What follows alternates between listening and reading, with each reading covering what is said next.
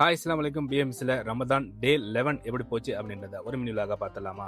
வையகமெங்கும் அமைதி இல்லை, தீய வன்முறையால் மக்கள் படும் தொன்னை.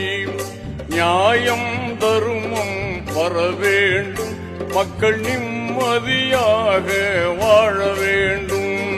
இன்னைக்கு சகருக்கு நான் என்ன செஞ்சுக்கிட்டேன் அப்படின்னு பார்த்தீங்கன்னாக்கா, சாம்பார் தான் வச்சுக்கிட்டேன்.